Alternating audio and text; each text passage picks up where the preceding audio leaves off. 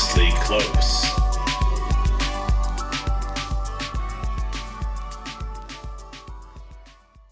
My guest today is Christine Hall.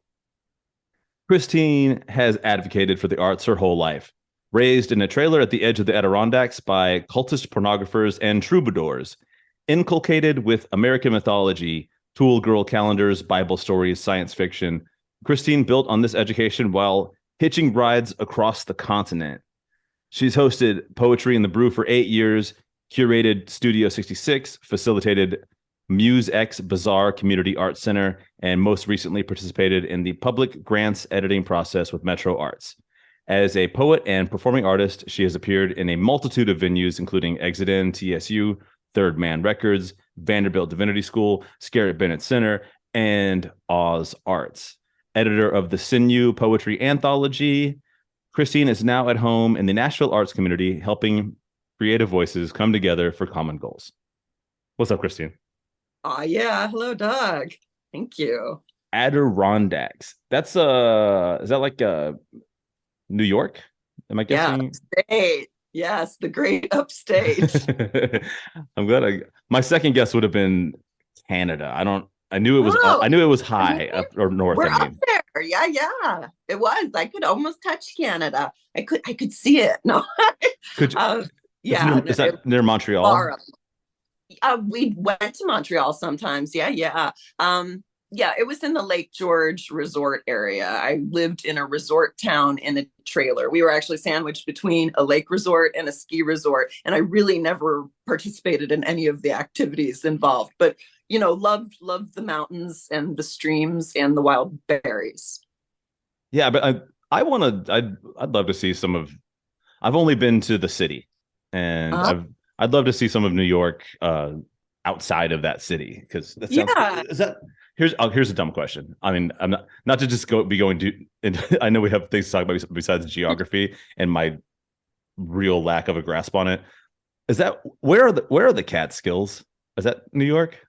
Yes. Okay, all right, yes. Yeah, the Capitol Farm. I remember going there and seeing giraffes when I was little. There's a picture of me and my sister, who Abigail, there in front of the giraffes at the Catskill Game Center. But yeah, not the country in upstate New York is gorgeous. Like country is. It reminds me of Tennessee, which is maybe why I feel so at home here. There's lots and lots of beautiful nature, creeks Yeah, and streams and mountains and glorious green things. Yeah. yeah. I have a dream to eventually climb all the mountains in this country. So, What? That's well, a big I'm dream. I'm really far behind too. I've only climbed one. I want to walk the Appalachian Trail, but I'm gonna wait Me like till my too. 90s when I skydive. I'm saving that stuff Yeah. so I can really commit my entire being to it and not be distracted by anything else I have going on. There's a country song about that. I typically cannot listen to a country song all the way through, but there's one that I kind of like. It's a dude. I don't know. It could be anybody. I don't know the names of any of these guys, but that's the whole song. Is that he gets like a cancer diagnosis, and so that he decides to start living life to the fullest. And so the whole song is about literally he just starts doing everything that's great in life. And he's like, I hiked the Appalachian Trail, I went skydiving, I went surfing, and I was like, you know, it has a good message for a country song. A lot of those songs are like, I got fucked up drunk in my truck. Right. That's another that maybe brings the death closer, but when we're living life, at least, yeah. Arm I'm length. I'm probably giving this dude too much credit. The rest of that album is probably being like, Donald Trump Oh. won the election, and I got my high powered rifle. You'll pry it out of my dead hands. Anyway, sorry, Adirondacks. No, That's I where mean, you're from. like, we don't know, but let's not pigeonhole, because like Yeah, even in country, like every genre, I hate to say there's an exception, but there's something exceptional, and the soul shines through whatever medium, whatever art we're speaking. I mean, there's some things that are commercialized and follow that template, and then there's others that break the formula and really break through. yeah. Well, and I mean, also there's like country contains like a multitude of kind of like subgenres, because like I'm not a huge fan of Willie Nelson, but I'm like a fan of like who he is. He just seems like a kind of a rad dude. I don't know. yeah, Same thing with Johnny Cash. I don't really listen to his music, but I like his vibe. Does that make sense? well, the man in black, certainly you can Yeah. relate to that. Yeah. Oh, because I'm Yeah. wearing all black, and I usually am. Um, so anyway, it sounds like you had a unique experience growing up. Oh, it was so weird.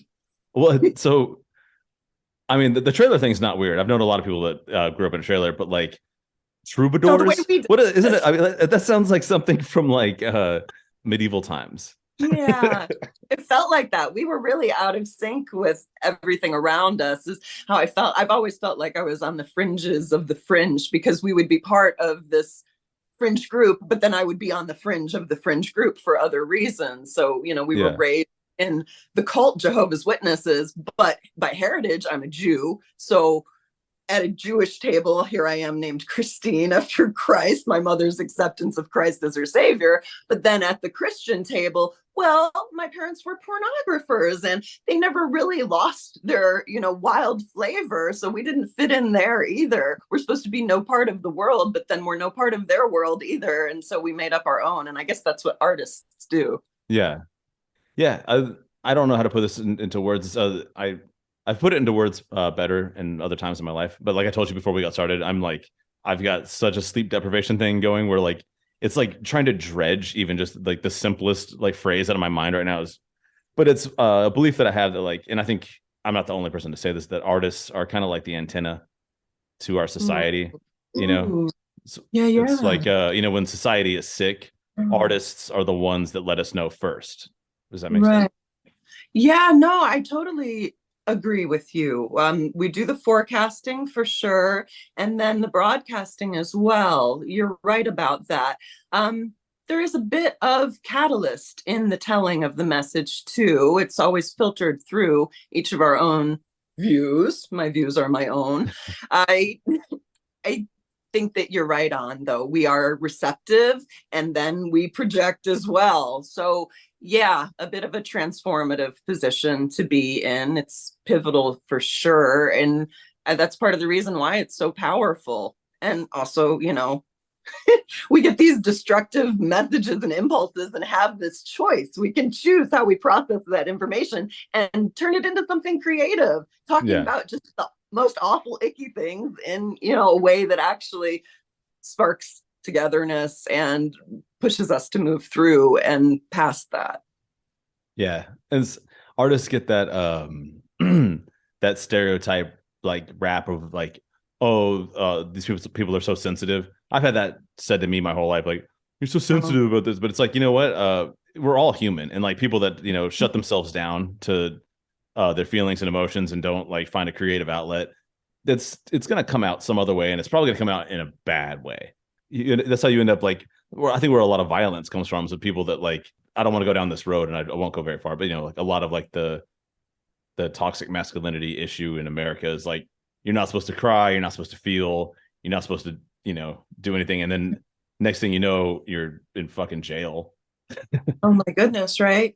No, this genuine connection, it's so important. We talk about these extremist groups, these factions, and what identifies the people who are vulnerable to that, just as I know, watching my family be involved in a cult and then extract themselves from that. People are looking for that identity. They're looking for that sense of community. They're looking for that purpose. When we're disconnected from ourselves, our true feelings. I mean, we are so susceptible to the destructive impulses. Everything's so bound up, it's gonna pop out somewhere. So we need these sanctioned spaces for expression. They are not just transformative, but they are so important to compassion, to be able to empathize with another person's point of view, and also to be informed about that, because so much of the hate, yes, it comes from ignorance. As soon as you hear someone's story, you understand where they're coming from and how they made the decisions, how they're in the situation. And we know that if we had their DNA and we lived in their environment and had their experiences, there's no way we would have made a different choice. And that's hard to accept when we look at certain pictures from the outside. It's so much easier to just judge them. But if you immerse yourself in that viewpoint, whether through a point of view that's available to us through a work of art or just by sitting down and talking to someone, you can't come away with the same take. You just can't. Yeah. And we will get into this, of course, later in the podcast, but uh, so many things always circle back to education. It's impossible to ignore that, and we will talk about like arts and education, how it's how it's ignored, how, or it's not necessarily ignored, but how it's not prioritized. And Mm, I don't want to go out, I mean, on too far on a limb here, I'm just speculating and just trying to say that what I'm, because I don't know, I'm not a scientist and I haven't conducted studies on this, but I feel like some of these people potentially, if they had been really exposed to like art and creativity as like, and been taught that it was important, they might have been able to get some of these things out in a healthier way, making some music, making some visual art, dance. There's all, there's a million different things you can do.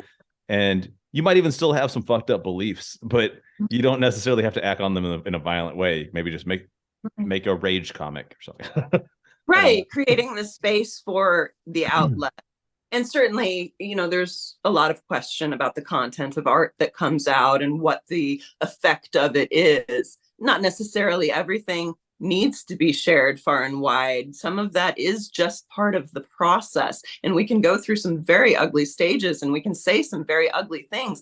But if we're not allowed to make those mistakes, we're never going to hit upon the brilliance, upon the truth, upon the thing that is, fully vetted and ready to be shared. And indeed the thing that is the consensus among humanity, that common interest in the common good. I mean, we can elevate the discourse by having the discourse. Yeah. Yeah. And actually, we are going to get into so many of these topics, like in just as, but do you mind? I have to ask you before we get started talking about like arts equity and so many of these important topics. I have one maybe like kind of a personal question, but it's in your bio. And so I'm not going to, who I am, I cannot skip this. Hitchhiking across the continent. I was just curious, and it's totally fine if you don't have any tales to tell, but if you maybe had any hitchhiker tales, or maybe even just like a little hitchhiking anecdote, because I know that there's so many crazy adventures that happens when a person. I've known a lot of people that have done it, and some of the most insane stories I've ever heard have all come from the the hitchhiking, train hopping style lifestyle. I don't know. Yeah. You could also say no comment. Oh, no, I mean, I don't mind sharing bits like this at all, whether that's wise or not. Honesty is important to me. And I mean, yeah, we all have those stories that give us pause, a little bit embarrassing, but also Yeah. just I'm a bit freewheeling anyway. I've got to Yeah. say that. I might go hitchhiking today for all I know. Probably not. I'm a mom. You're a dad now. We might, Yeah. make different choices since we're responsible to someone else. But one of my fun stories for me, it's just a little one, and it wasn't me as the hitchhiker this time. When I did start hitching across the continent, the first thing that drew me was from Nashville to San Francisco after a girl I was in love with. But before that, I was on a road trip with that girl, skipping my last year of high school, most of it. We went down to Galveston, Texas to see another mutual friend's crush. And on the way, we stopped in New Orleans. And right outside, we were driving and we saw someone with long blonde hair and a guitar case on their back, right? We're like, pull over, pick her up. So it was a hippie dude who hadn't bathed in quite a while, and the guitar case was full of clothes, not a guitar. So not the image that we necessarily, yeah, that our impression wasn't correct there. We had a good ride down to Galveston. It was a cool time. I might have that reversed. I might have picked him up on the way to New Orleans back from Galveston. Regardless, about a year later, after I hitched to San Francisco and I was on the most magnificent acid trip of my life, I ran into that same person on Haight Wow. Street. That's crazy. Yeah, talk about trippy. That is a fantastic hitchhiking anecdote. Thank you, Christine. Absolutely. So, just like I guess like a little bit, just so people know, like kind of where we're coming from. When we got this episode started, you were kind enough to invite me to some Metro town hall meetings that I was unable to attend. So we're just gonna go kind of do like our own town hall here on the podcast. I mean, so to speak, Cool. and just like I said, and we're talking arts equity, and obviously we're talking about Nashville, but a lot of this is the same kind of stuff that affects every community everywhere in some way. You were the first one to say that to me when I was asking, like, did you think that this was the scope wasn't large enough because we're talking about Nashville, and you're like, well, this is for, for everyone. So Right. Well, yeah, we only knew what was going to happen here because it's a pattern that's repeated itself, not just around the country, but around the world. Even, colonialism and imperialist tendencies have repeated the same thing, capitalizing, exploiting, hollowing out, and then it collapses and we've got to start all over again. And it's like, are we going to break the cycle? I've been yeah, watching Nashville, since I was a teenager. And I remember saying, ooh, the city smells like it's coming awake. And it sure did. yeah, I always like to use the reference of the Zacks, the Dr. Seuss story. I know he had some issues too, some of which he apologized for. Regardless, though, the parable of the Zacks, two people that came and met each other, they were going opposing directions. You got to read this one to your kids someday. But they yeah. stopped facing each other and neither one will move. And they built a highway system around them and a whole city around them. And a lot of times, yeah, I feel like I'm watching that happen. And I wonder why we haven't engaged in more conscientious urban planning. But then I go and I look at the historicity of it, and it makes sense. This was by intention. We did specifically call in some groups while barring others from the table. And we're dealing with the long-term effects of that without even, in some cases, being able to legally address that or talk about that, or Yeah. in schools to teach about it. Oh my goodness. Yeah, and they are very mask off in the Tennessee government here, expelling Justin from state Congress for protesting with the kids for the after the school shooting, and Right. people being like, and this all white body of government, expelling like the only two black guys in there for just marching with their constituents.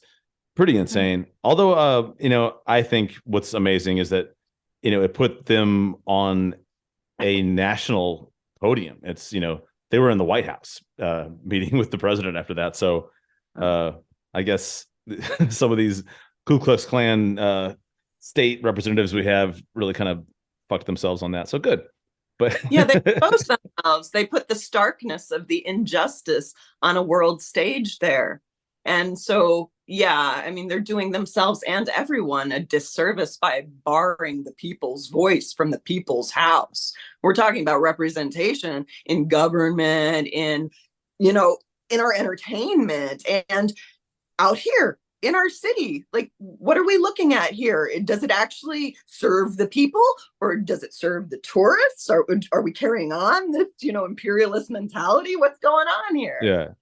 So I'm so glad to have you here, because I feel like I just wanted to bring it back to to the hometown, because when I first started this podcast, a lot of my guests were people that were from here, because I was just hitting up homies, I mean, like, yo, I got a podcast, let's do this.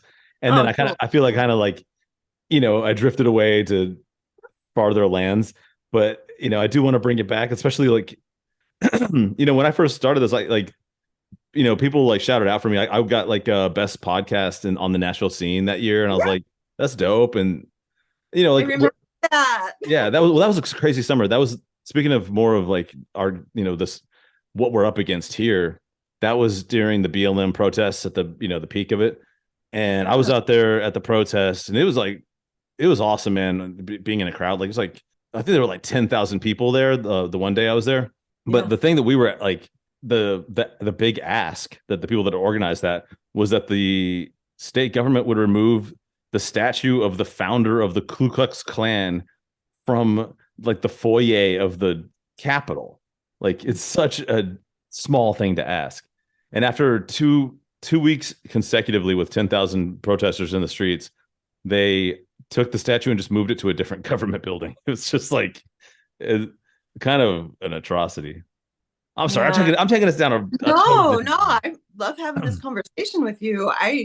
Yeah, the back and forth of this, especially right between two white presenting people, not just presenting. And I'm looking at myself in the Zoom right now. I'm glowing white because I have a window open in front of me. I mean, yeah. So, as a Jewish woman who wasn't even raised in the Jewish faith, I have such a disconnected perspective on a lot of this. I feel like I was dropped into the middle. I came to the South as a Yankee, and Some of it just seems so obvious to me, and it's horrific. Like I wrote a poem about the first time we landed in Tennessee, stopping at a little country market, the kind, with the rocking chairs on the porch and somebody whittling wood, even like this is real, and Yeah. going, just being horrified by all of the rebel flags on display. I'm like, that's a battle flag. These conversations that we're still having, it's amazing the insular quality of some of this, the confirmation bias that exists in certain circuits. Because as soon as you open your worldview to someone else's perspective, all that dissolves, and we have more in common. And it's just going through these paces again and again, reaching people's hearts again and again, making that direct eye contact. Because really, so often I see the true human connection made when someone actually opens themselves up to it. But there is so much fear out there. And I understand by seeing in practice that loss of privilege looks like oppression. People are so entrenched in their positions, and it just becomes a back and forth rather than some sort of genuine function that reflects the quality of life and the content of our life. During the BLM protests, that was when I was still hosting poetry in the Brew. So we collaborated with Poetry in the Borough and did a spoken word event called Black Voices Matter. And just that sort of exercise to be able to say that, and people say, oh, okay, what about the specificity? Isn't that exclusionary as well? Okay, we're talking about voices here who have for so long and by design been relegated to the fringes. We're all missing out from this holistic. It just, we need to bring together by design. So much of this has been segregated, and certainly there are unique needs for every community. We need to be able to talk about these and address it, and the first way to do that is being willing to listen. Yeah. You made me think too, when you said you first moved here, seeing all the rebel flags and being like, oh no, man, like what a, and people think that like, oh, that it's different like in the 90s or something, and like it's changed. And that is like not at all the case. Yeah. I live, 5 minutes from downtown. I'm like, I don't live in the country. My neighborhood's very weird. Like it's very like, it's so mixed match because there's like expensive houses and then like, cheap houses, and then like a lot of community, like different community, like ethnicity communities and stuff. But there's also just like a ton of like the craziest like jug hooting white supremacists that like also live here.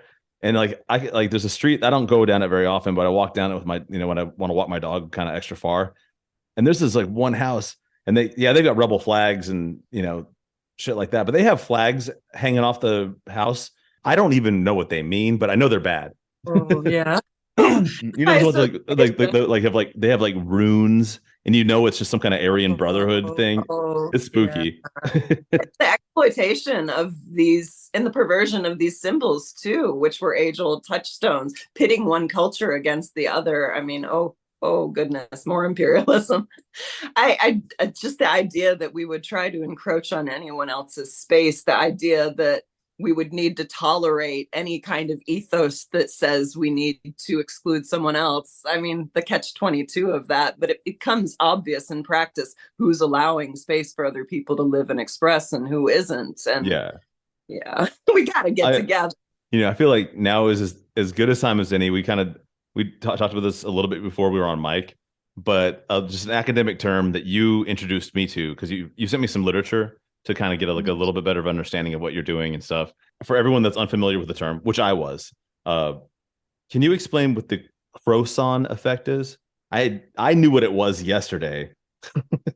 Yeah, I've got it right in front of me, and I will say that I am not necessarily the one to explain the Croson effect. What I know is that in a lot of cases, right, this legislation has been so entrenched that first, we have the Jim Crow laws, and we have all the effects of racial segregation and the ways that we came out of slavery. But then on top of that, we have people going and saying that we can't remediate this. We can't pass laws, or that affirmative action is actually the unfair thing, and that you have to put any remedy in such a narrow legal definition, show the specific harm that was been done, and show the specific redress that is necessary in this context, and these very narrow, parameters that we can operate within. So it becomes a need to look and see, oh, okay, well, this community was cut off in this manifest way, for instance, by the highway being built and cutting them off, or redlining, or there's all these effects that disadvantage some communities by design, but we Yeah. can't necessarily so easily legislate by design to address these issues. And that's a deep concern. But the remedy that many have come up with now that we're starting to see in certain places is, oh, the solutions can come from the communities themselves. And this addresses first the problem that exists. And Yeah. also, on another level, it's moving people from communities that have been kept marginalized, minority peoples, putting them in positions of leadership where we're listening to them. So not only do they have the answer for the other problem, but we're answering the issue of, well, we need to listen to these communities. So we're listening to them. And at the same time, what a boon, we're getting the solutions to the problems that we as a country built by design. Yeah. Actually, one of the most affected neighborhoods in Nashville by like some of that freeway intersection stuff is also currently probably one of the places in Nashville where I think where there's the best art, like community art coming up, and that's over by where like Slim and Huskies and Fisk and like all that stuff over there. I love just going over there. This is a little skate spot I like to go to, and I also like to eat at Slim and Husky, so I get over there pretty frequently. And Yeah. they're really, man, the whole neighborhood just looks great because the art is encouraged and it's from the community and it's not that corporate shit that they do downtown. No Right. offense, No, I have so many. to corporate art, but Yeah. I know a guy. He's a corporate artist, and a lot of his work is downtown. And I I won't name any names, but I just really feel like a lot of what he does is just so soulless. And they're like they're like, make something that won't make anyone feel anything, but we can Right. say we have public art. Right. So it won't upset anyone, but it's not going to move anyone to action either. It's not going to necessarily open a mind or change a mind or introduce a new concept at all. If that's what we call public safety, I don't know, because clearly our public policies are not safe for many of our minority communities. Yeah, I think that, yes, it's very important to source community art from within the community. I wonder sometimes about these large contracts for public art that get sourced to artists from other cities. Certainly, I love the exchange. That's great. Yeah. But if the concern is that we don't have artists who are able to manage a project of that size, why are we not cultivating that ability within our own community? We're just reinforcing the same issue then over and over again, being exclusionary. One thing about North Nashville, though, they do have a grant over there. There's the Arthur Avenue underpass, right? That's Yeah. So super low, super dark. In the book The Power Broker, they talk about how some of these bridges that came in with the interstate highway system that cut off these neighborhoods were also built so low that public transit couldn't even pass underneath them, right? So they're Yeah. so effectively cutting off these communities in so many ways. Oh goodness, double down on the segregation. It's egregious, really. And the idea being, just as with the education, if we're not talking, if we can't read these books, if we ban these books, if we cut off these neighborhoods, we're not even going to see the issues, right? We're protecting the white purity here, right? We don't have to see the issues that we ourselves created. We don't have to engage with them. Okay, so at the Arthur Avenue underpass, where it's super dark and super low, They have a grant now, and it's being led by someone from within the community. The lead artist is M. Simone Boyd, and they're going to do an incredible lighting installation. It's going to be informed by the community. Yes, they're sourcing some artists from outside of Nashville, but the lead on this project is from that neighborhood. That's so important. It's going to be so valuable and transformative to that area, reconnecting, giving them a platform for voice, putting them on the national stage, which is also important, not just for the issue that exists, but the available solution and how beautiful that can be. What a triumph and what an achievement. And yeah, we need to resource this. We need to fund these projects, not just to redress the wrong, but because it provides so much opportunity for so many people and benefit for our entire city, for any city that does a project like this. Yeah. I actually just so happened I helped with a project that was based on kind of that specific neighborhood in North Nashville. I went around doing photography of all of the freeways, a lot of the like on ramps and things like that that had been historic sites. So there'll be like something like this was once a like let's say like it was a church, but it was like a massive community hub. This is where people met, decisions got made, or other types of like thriving businesses. And what it is now, it's like these just it's almost like a desert. So it's just a massive space of concrete that's serves no purpose other than to like facilitate the interstate. And all of that was put there. They premeditated that. They didn't accidentally chop up this black neighborhood and destroy all these historic sites because it just happened to be the best for interstates. The interstate could have gone anywhere. Are you familiar with some of like what was kind of destroyed in the North Nashville area by the interstate system? I know that there were all sorts of venues and neighborhoods. I know that when the highways system was constructed, it displaced 1 million people, 400,000 plus households. I specific examples of the cultural gems that were lost in North Nashville. I couldn't call those out. Oh yeah, not. Yeah, too many to count anyway. I'm one of those person you put me on the spot. Tell me your favorite musical artist. Oh like, my God, I'm actually about to put you on the spot anyway right now. Sure. I hope you don't mind, but this was a question I wanted to ask you, and I think now's a good this is a good segue because we're talking about public art. I think you might hate me because I'm going to put you on the spot a lot today, but I just wanted to ask you. I wanted to ask you how would you rank Nashville in terms of public art? And that's saying like so like the absolute best city for art that you've ever seen or been to would be a 100, and let's say like a place like Mar-a-Lago is like a 0. So where does Nashville fall on that scale? Ha ha ha. So we're pretty low, unfortunately. We're doing better with all these murals, especially in North Nashville. That is amazing. The North Nashville Arts Coalition, they're doing a lot of important work. And I mean, so I will use reference point of San Francisco. I think that the percentage that they invest in their arts is 1.46% of their entire budget. It's a very art-centric town, and Nashville, we have the reputation for that, but our investment is point like 0.17. I think it's 0.17. It's very low. It's 1/6 of 1% of our total budget. It's been flatlined for a couple decades, and here we're going on this big arts town reputation, and that's wonderful. A lot of people think Music City, country music. Okay, guess what? That was actually the Fisk Jubilee Singers. Not everybody knew that.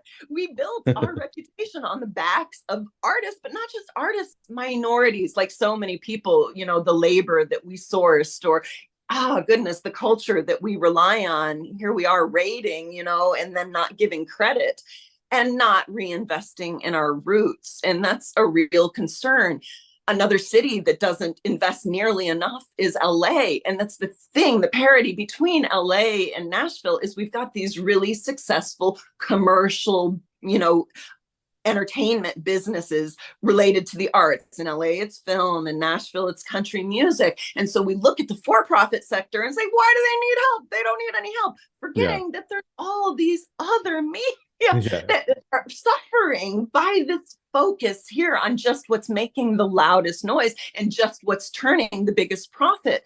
When we see that one of the greatest marks between whether the effect that comes out in a neighborhood is either gentrification or revitalization is based on the quality of that art. Is it commercialized? Is it exploited? Or is it the fine arts? Is it the nonprofit sector? And these are the things that determine the value to the actual people who live in the community. Yeah. Absolutely. I was going to say this too, like, so this is another thing that I had found in some of the literature that you had sent me, just discussing, like, and this is kind of in the gentrification realm. I had never really heard this before, but I guess it's a thing. And it says that the arts and artists have been cited as factors contributing to the gentrification of central city neighborhoods and the displacement of lower income residents. Can you explain how that concept is often false and how policymakers can more effectively incorporate the arts into neighborhood planning efforts? Right. So central to it is going to be listening to the communities, building those coalitions with the communities. So the nature of what determines the gentrification is, who is it coming in? You know, are they listening to the people in the community? Are they respecting the culture already present, the nature of that community? Or are they imposing, right? What's the audience? Who are they courting? Who are they serving? These are important questions that we don't often ask when we're just trying to turn a profit. But when we're looking at long-term investments, what's sustainable growth, what's regenerative growth, we're going to be investing in the people there and empowering them to lead in their own communities, to generate their own solutions. We're going to be investing in nonprofit models, in fine arts models. And no, you know, it's not like we're looking to ban arts businesses at all. Certainly they have an important place to play, but in that throughput, the next big thing is coming from the roots. So it makes no sense to feed from the top down. Trickle down has already been disproven so many times, while at the same time, investing in those small community groups, those independent artists, has proved out so many times to be of such wide ranging benefit. The growth potential there is unlimited, really. Yeah. You know, if you come from nothing, you can do anything and everything. Now, we're not just talking about the resourcefulness of people who do so much with so little and what a good investment they've proven to be, but that this is worthy to the character of our life and our living, to the quality. When we look around our neighborhoods, what are we seeing? Who are we seeing? Are we dropping ourselves down in a giant food court in downtown Nashville that could be any city on earth, if not Yeah. for the cowboy boots, you know? Or do we actually have genuine flavor from our town? That is something that it affects me so much about this city in particular, is that, you know, and it's the developers, you know, they've got a death grip on the city, and it's becoming more and more and more that any part of the city you're in, you could be in any other city and it's indistinguishable. It's like kind of like, you know, this is a thing that I was in New Orleans very recently, and every time I'm down there, when I look at the houses, I'm like, why can't we have that? Because they paint their houses like cool colors and pastels, and every house looks different. And I feel like here, like every house, it's like the developers are like, okay, every house has to be gray. If it's not gray, it has to be like dark gray, and they all have to be the exact same shape and size. And it's, you know, it's kind of like a little soul crushing, you know, like why can't we have what New Orleans has? With, like, what's wrong with making houses look cool and funky and different, and your house looks different than your neighbor's house? I don't know. It's just, No, I know that's a yeah, little off topic from what you're saying, but I don't is think it so though? at I all. mean, I think it's intrinsic. We're talking about the flavor and character of neighborhoods, the way yeah, our image, our representation, right? How we're showing ourselves, how we're serving our communities, all the vibes, right? All the feels we get walking through the Painted Ladies in San Francisco, the historic district in Savannah. These are places that spoke to my heart. I lived in these historic districts. I was the minority. And first, by necessity, because of economic status, but also that's always been where the interest has been for me. The dumbed down, soulless, homogenized, try to serve everybody and really serve nobody. And from the very beginning, that was a turnoff for me. It turns my stomach. I just find no interest there. For the people who can break through that and still show out, I so much respect. Yeah. What we nurture and nourish, though, by respecting the vernacular of a town, of a neighborhood, of a community, of a culture, that's where the richness lies. We're not just talking about for profit. Again, we're talking about our character and quality of life, our spirit, the integrity of our soul. Like, these are real things you can feel when that's present, when a community has respected its roots and looked to redress its historical wrongs. These things show, not just in the economic welfare, not just in the vibrancy of the arts district, which we don't even really have here in Nashville, but it shows in the general health. I mean, we know that there's long-term correlations between physical and mental health and the arts. These things have proven out, and why we continue to look away and ignore this and think that we can just apply blanket solutions without individual consideration and recognition, it makes no sense to me. Yeah. And I'm gonna maybe sound a little off topic, but I think that I think I'm kind of still on the same track we're on. When I just going back to gentrification, and then obviously there's a million things that are detrimental about it. But here's the thing that I think about, and this is just from my personal experience in my neighborhood, which is being heavily gentrified. And it's not all bad. It's I don't care that someone maybe put a McMansion nearby my house, although this dickhead threw up a McMansion and raised the property taxes for everyone in the neighborhood. And that's how they're forcing a lot of people out. But at the same time, I feel like these a lot of these kind of rich yuppie people that are moving here to Nashville, they don't know what a good burrito is. So what's happening is all these really good kind of hole in the wall places that have great Mexican food, they're shutting down because everyone that works there is moving to another neighborhood, or they don't get enough business. And all these guys, these people over here throwing up McMansions, they all think Chipotle is Mexican food. And I feel if you go down that path long enough, it's we're heading towards a future where we all just go to a cafeteria line where we're all given gray slop. And Oh my goodness. By it's when you talk about the flavor, it's in a way, with their wealth, but their lack of taste, they're just draining the flavor from society and culture and the neighborhood and everything. Does that make sense? Yeah, no, I definitely prefer the more international neighborhoods in our town. And certainly the businesses that are actually minority owned instead of just somebody's, oh, goodness gracious. Yeah. The gentrified chicken, for example, Yeah. I mean, oh, yeah. Are you talking about Nashville hot chicken being this thing that's nationwide now, and it's just oh, that's got attention, right? So, but what we're talking about, for instance, when I was at the most recent Metro Arts Commission meeting, we had a wonderful guest artist, Alex Wong, who had recently done a grants funded project and sang the song about permission, right? Permission to express, and was talking specifically about how there's a proliferation of Asian American restaurants owned by white people here in Nashville, right? And I was unaware of that. Oh yeah, the conscientious ways, that we can make our choices to support. And yeah, do you mean Pei Wei and PF Chang's? Is that what you mean? Oh, not just that. No. Not just that. Oh my God. I am going to call out, because this is, someone who's got some national attention.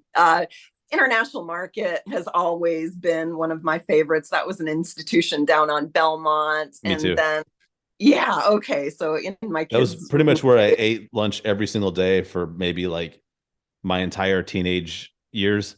Probably from like 15 to 20. That's where I ate lunch before, Okay, and then so I moved out of yeah, Nashville for a while. it's affordable and it's exciting. There's always something, to learn and discover, right? And you Yeah. can, oh goodness, the ways that there are to respectfully engage and support and to benefit at the same time, right? To carry on that conversation in a way where we're not imposing, right? Where it is like a truly mutually beneficial exchange. So yeah, when that place, it was bought out by Belmont, right? And then Patty Mint, the owner, passed, but her children opened up a place across the street, International Market too, right? And that's become one of our new favorite places. And I was Arnold, unaware of that. okay, so So Arnold, I don't live in the village anymore, so I don't ever get over there. yeah. Okay, well, he's an awesome chef. He was on Top Chef even once. But regardless, Yeah. amazing, talented chef, Thai himself, and Yeah. it's yeah, it's wonderful to be able to benefit from that richness in our community from people who have been here for a long time and have chosen to stay with us. And oh my goodness, that yeah, it's such a boon. It's such a gift, not just to the economy, but right, enriching our palate, enriching our experience. And we can make these simple choices. We can vote with our dollars, and that's a great thing to do. It's so rewarding on so many levels. I was going to actually like going back to what you just said about when you went, and I think you gave like a little speech when you were at the Metro Council meeting. Am I correct? Yeah. I think I saw a clip, but I don't know the full speech. I was going to ask. This is like a two-part question, if that's okay with you. It's going to be like just one is just what are the types of outcomes you hope to see, like when you invite arts and cultural strategies into the practice of community development. Will you ask me that one more time, please? Oh yeah, I'm sorry. I might have worded it weirdly. I was saying I have literally wrote it down like this, like half asleep. I'm sorry, but I said, what are the types of outcomes you hope to see when you invite arts and cultural strategies into the practice of community development? So I feel like that's a broad, open question. Oh, and And take it anywhere you want. yeah, no, I love that because that's the type of outcome that I want to see. I want to be surprised. There's stuff out there that I don't know. I mean, like as we've learned through the course of this conversation, most of it I don't know. I am not the authority on any of this. I am an artist Yeah, stumbling through the world, purporting to discover anything. Oh, no, no. I mean, it's new to me, but this has been perpetuating for years, and people have been doing the work for eons. And here I am hopping in and hopping on, and I'm excited to engage with this and learn from it and to collaborate. Like, that's what I want to see. I want to see what other people have to say. I want the people to actually have a platform to share their stories. I want us to learn from one another. I want this exchange to be healthy. I want it to be nurtured and continuous and sustainable and regenerative. I yeah, want the people to have a voice and to share it. I want that to be real. I want this to be a democracy for the people to actually use their voices. And what's more, for us to band our voices together and realize the collective power of that. The government has to listen to us. And so, if that takes infiltrating and if that takes shaping these policies over the long term and playing the long game, we know they've been doing that for so long. So, yeah, let's get it together. Let's see what wonderful new works are emerging within our communities. Let's let them tell us. That's what I want to see happen. I want us to platform these artists, and I want our artists to show us, and they can imagine what comes next. It's certainly going to be better than anything I as an individual can come out with. And I just ask for the privilege of witnessing that. I mean, talk about privilege, right? Here yeah, I am. I exist here in this arts center, right? Nashville. Yeah, on the world stage, we have a reputation. We built it on the backs of artists. We should be good to our name and we should be good to our artists. And who knows what we get out of that. That's the point. It's not going to be the same old thing because we know the same old thing isn't working. yeah. And actually, and I have a thing. This is like, this is kind of like a roundabout question, but I'm going to get to kind of like what you're, when you're talking about like a lot of this is policy, but I have like a personal kind of stake in this, and it's just that like I've personally had felt like sometimes I just feel like I'm done with certain things. Like I think I'm like I'm done with music or I'm done. And I was like, I'm done with visual art. And I was just like, I don't really want to like create this anymore. It's not like really something I feel like doing. But then just recently, I was like, you know what? Now I don't feel like I can live without doing it. I got to do this. And my some of my homies for sure. Dominic Baker Oh yeah. and Coffee May. And for anybody listening, if you haven't been listening to this podcast for a long time, you can parasocially meet both those guys by going back to episode 10 for Dominic Baker and episode 21 for Coffee May. Coffee May's a photorealist painter. Dominic's a little like rock star dude who also does some really cool painting shit. But they're out here and like they're getting like gallery shows now, and like people are like recognizing their art and stuff. And I'm competitive with my friends, and those are two of my best friends in the world. And I'm like, no, man, I want to be I want to be in this game. If this is what we're doing now, I want to do this too. I get very inspired by the homies. Yeah. So look out, everybody. Like I'm gonna be busting it back out on the scene too. But that's like, that's the fun part. That's the create the art part. But what I'm curious about is how can someone like me, and people listening to, like, how can like just regular folks like us, aside from like creating our art, which in itself is an act of creation, rebellion, and also building and construction. But what can I do as an individual that would affect policy, that would make things change, would make that I can help with some of these communities, or how I can help with like getting the government to listen. All the things that you're trying to do, all the reasons you're going to Right. these Metro Council meetings, putting up with these suits and this bureaucracy, and it doesn't sound like it's that fun, but you're doing it anyway. Like, I feel like I'm really rambling here because I don't know how to ask my question. It's just I'm like guide me, I guess. Does that make Oh, sense? right. And that's what I'm asking people to do for me, right? We're all just calling each other in here. And that's what we need to do, is actually band together. We need to actually use our voices. It's so easy to talk about it. We got to walk the walk, right? Yeah. And we got to go speak the truth to the power. We got to actually do these things that it's easier not to. I mean, it could be easier not to, but that has shown to be, well, not really livable, not really practicable, because yeah, there's a reason why the middle class is disappearing. There's a reason why the wealth is being consolidated again and again and again, not just with this ruling class, not just reinforcing the white supremacist policies, but within the arts community itself. We fund very often from the top down. These larger nonprofits Yeah. tend to dictate the conversation, and they'll fund some of the smaller groups, and minority communities and special projects, and get the credit for that. That benefits their name. And Yeah. certainly, yes, it benefits those artists and communities as well. But all the more so when the actual program is being generated from within the community, and we empower those artists who are not usually center stage, who are not usually in the positions of power.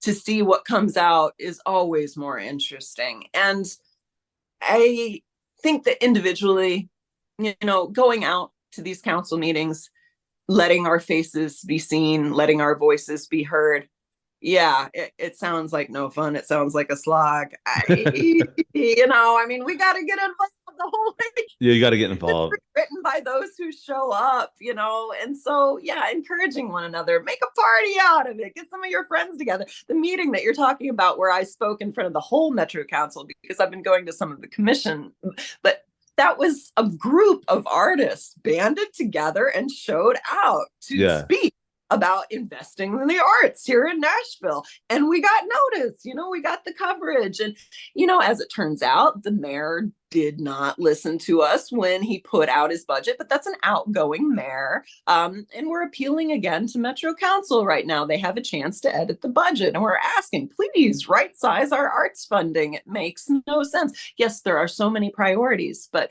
yeah, we're just talking about 1% of the entire budget, and that's what we're pitching for. And for right now, we doesn't look like there's a way for us to get that, but we're working towards it. And we're asking our next mayor to commit to funding the arts equitably, right? We're going to have Yeah. a mayoral forum where they're going to come out and tell us what their arts equity policies are and their restorative justice ideas. And we're going to ask them, we're going to hold them to it. We're going to be vociferous. We're going to support one another and link arms in this. And like, we hear about doing that a lot. And, there's been cases where it's worked. I mean, the civil rights movement had an important seat here in Nashville, right? And we're this vibrant Absolutely. little center.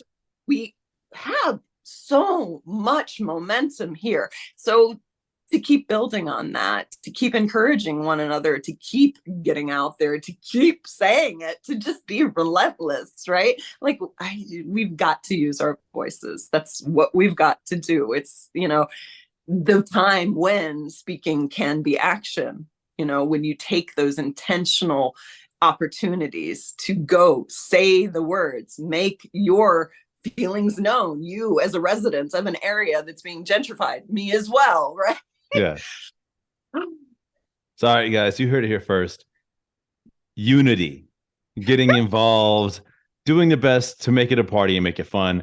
I know for a fact, like a lot of people that listen to this are probably artists that don't want to go, they don't want to go go to a government building and, wait to talk to these stuffed suits that don't seem like they have a single sense of humor. But you know what? If like you said, try to make it fun, bring your friends, bring as many friends as you can, and like, that's how things get done.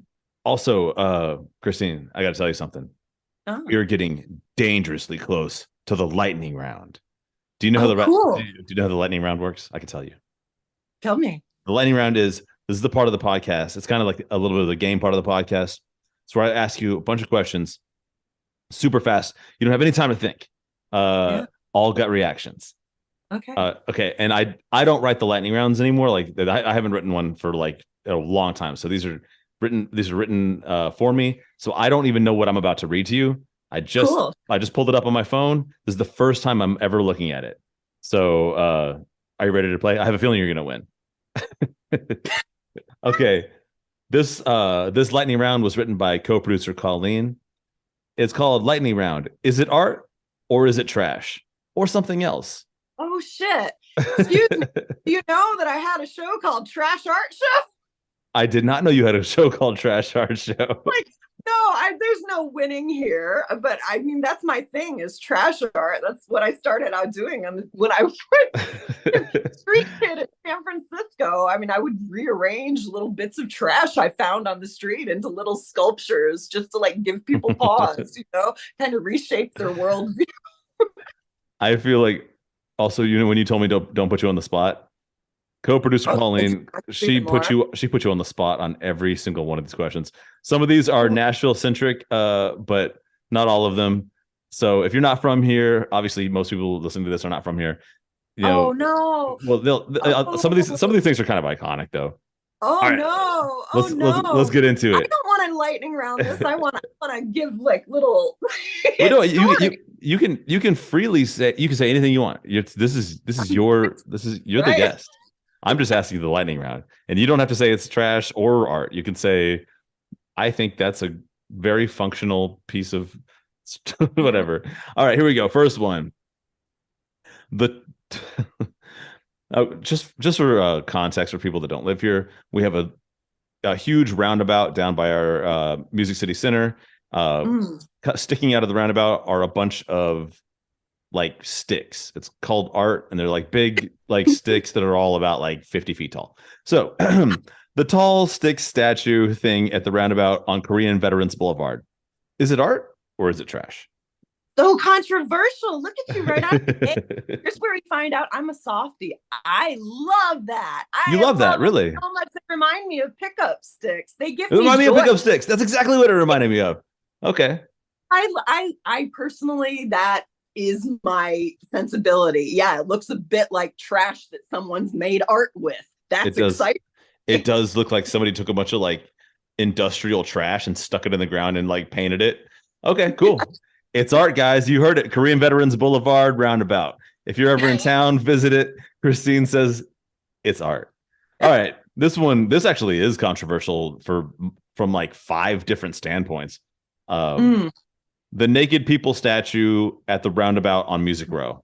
So what I'm going to say is my ex-husband, who is dead, Craig Smith, Yeah. once rallied a group to go put a giant inflatable penis inside the ring at the top of Musica. And that was art. Okay. That is a great answer. I will say, do you mind if I say one thing about your ex-husband, Craig Smith? Because I know him as well. Other than he once did half an hour of comedy suspended by meat hooks at Springwater. You can find it. Oh my God. That sounds horrifying. He's the kind of dude. Well, so here's the thing. When I was much younger, he used to kind of pick on me a little bit, like, and kind of, I wouldn't say he bullied me, but he kind of did a little bit because I was I worked at so Springwater is this bar in Nashville, and it was connected to this barbecue restaurant called Hog Heaven. And Hog Heaven was my very first job, and I was like 14 or 15, and I would go out back and like try to like hang out with the older, cooler kids, and trying to get them to give me cigarettes and stuff. And Craig would be out there sometimes, and he'd always pick on me, and I think he wasn't a mean-spirited guy about it, but I was a little afraid of him because he was bigger than me. And then I didn't see him for years. And then I had a job as a bar back at a bar that was near there where he was working. And he was kind of a regular. And he came in and he saw me and hadn't seen me in so long. And I'd been like grown up. I'd lifted a lot of weights. And he went, "Holy shit." And he's like, "I can't believe I used to pick on you, man." He's like, "You look like you've been in prison." And then he changed and he gave me a new nickname. And my new nickname was Prison Hard Doug.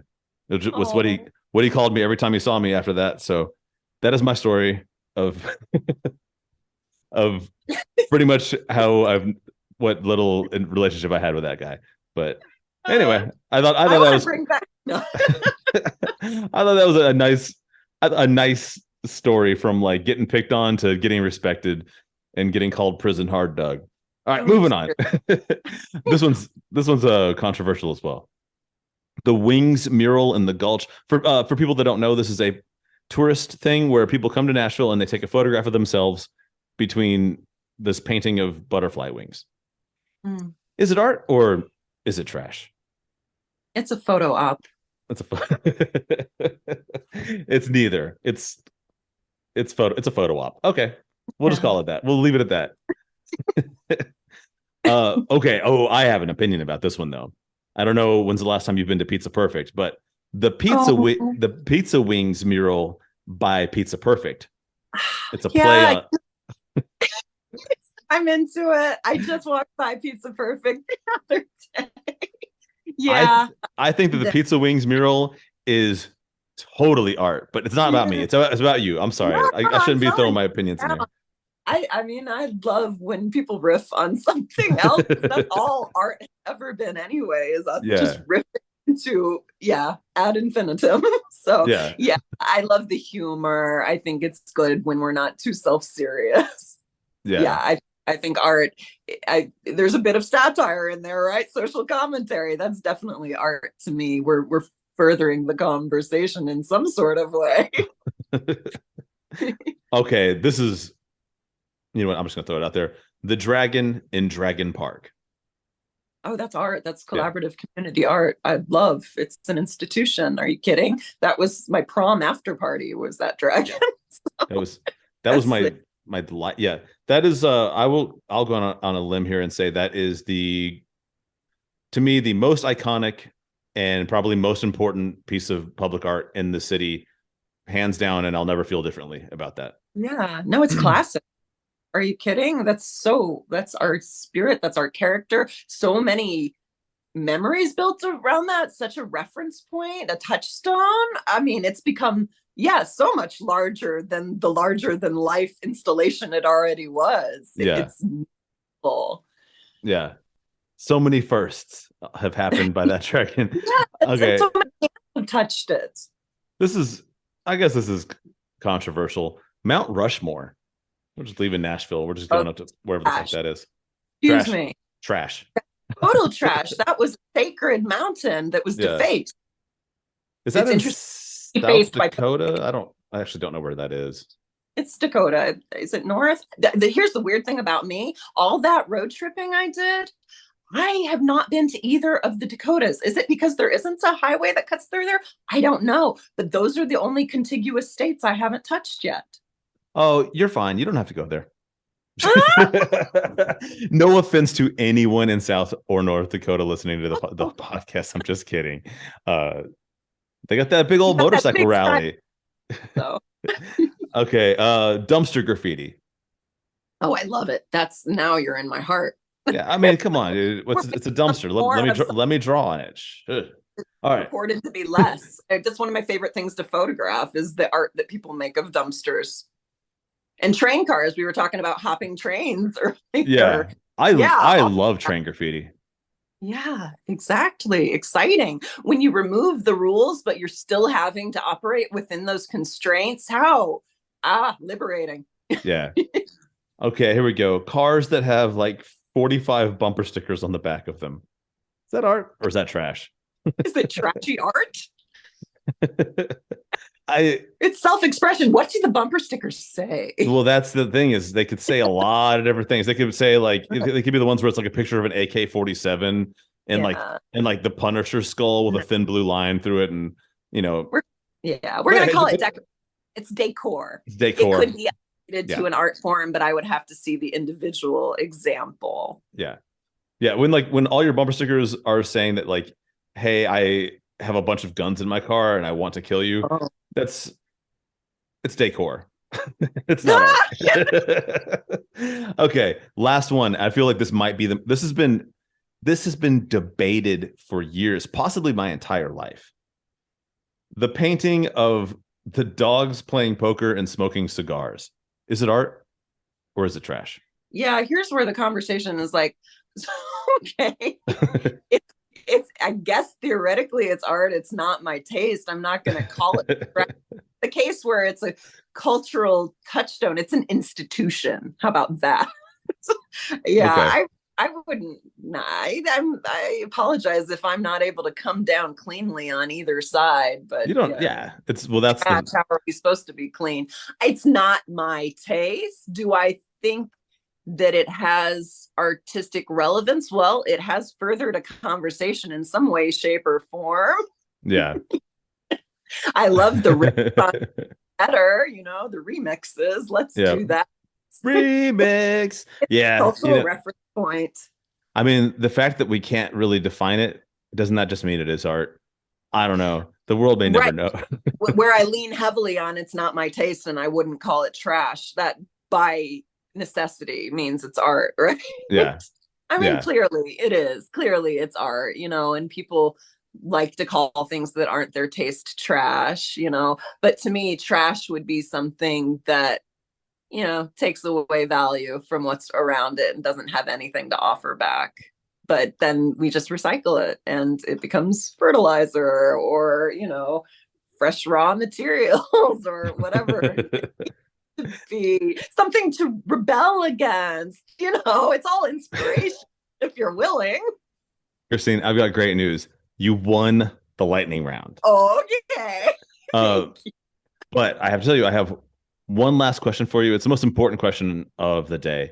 And it is just where can people like check you out, check out your art, anything else that you would like them to be aware of? Maybe like anything like Poetry in the Brew, if that's still happening. I think you just said that you're no longer hosting, or are you? I don't know. Basically, everything. Plug it all. So yeah, I had a bit of a changing of the guard last November. We had moved out of Studio 66, which was a gallery I was curating in the downtown arcade, and then that got sold. And so we moved out of that gallery, and I was hosting for 8 years the Poetry in the Brew spoken word open mic over at Portland Brew East. So I turned that space over to Silence Wordsmith, who has renamed it Writer's Wort. That still happens on the second Saturday of the month for anybody who's looking for a chance in Nashville to get out and project your voice, to experiment and practice using it. I think that's a great, training grounds for what comes next. And Yeah, for me, what came next was moving into this arts advocacy. So, first going through that public grants editing process and introducing a category for micro organizations and allowing an easier application process for grants and a greater percentage of their costs to be covered. And so from there, got into organizing some of the other artists who wanted to see more equitable investments in the arts here in Nashville. And so, yeah, we're trying to convince Metro Council to give us more funding. We hopefully appreciate that they do that. And our eventual goal is to get that to be 1% of the Nashville budget. I mentioned before we have like 1/6 of 1%. Yeah, it's just crazy underinvested. And so we're holding the forum for the mayoral candidates. We've got 10 of them participating. They're all invited. June 14th, Nashville Children's Theater. We've got a website that gives you examples of how we can bring all these artists and these arts organizations together and make these requests. There's a section for the community requests. There's a section for the candidate statements. artsequitynashville.org. You can find me on Instagram at Exine Raquel, XINERAQUEL. And I put out some of my own stuff there. I'm on YouTube, I'm on Facebook. You can find me and chat at me. I love collaborations. And yeah, right now I am all about each of us individually lifting up our voices, lifting up each other's voices, banding our voices together to be heard and to really demand that representation in our government, in our entertainment, and out there on our streets. And we've got to get out and actually do it. And I know, we're all still just kind of emerging from our shells in a lot of ways, but it's the time.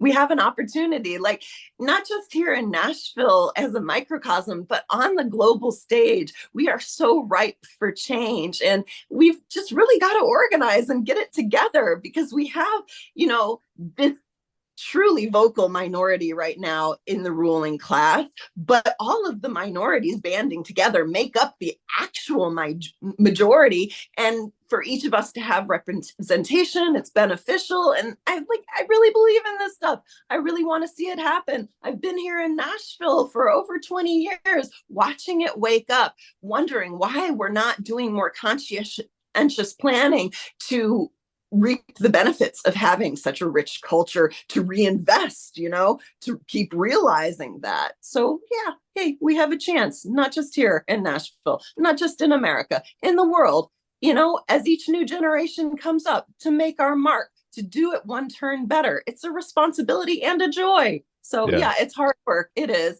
but we've got each other's backs, and that's the point. So reach out, Thank you so much, Christine. And also, so awesome to see you again. And shit, thanks for being on the podcast today. Literally, have I not seen you since that party at my house in the aughts? I don't think you've seen me in at least 15 years. Yeah, I mean, I think wow, that's amazing. Like I saw Coffee when he did the Stations of the Cross. I was married. And Dominic, he and I went to high school together. We were in the same commercial class, and there's that photo of us getting that award together. But I've always seen him around and kept up with what he's doing. But yeah, it's fun to have our circles intersect directly again. Really grateful for this time with you, and thanks for the conversation. That's one of the things that I was saying right before we started recording is like our paths intersect so much, but we're so often just ships in the night. This is the first conversation we've had in years and years and years and years, even though you're right here in the same city. So hopefully I will talk to you again soon, and we'll get some of this mobilization happening, and I'll have some cool art to come show you. Oh, and I can't wait to watch you being a dad, bringing your baby up. Congrats. Thank you so much. Yeah. Well, that sounds cool that you're doing that at the Children's Theater. I plan on spending many, many, many, many, many, many, many days in that theater in the future. So yes, exactly. The overall enrichment. You got to soak it up and share it and pass it on. And yeah, we're all just trying to infuse and do one turn better. And yes, do that with the next generation. I trust you to do that. You're good for it. Thank you, Christine. Thank you, Doug.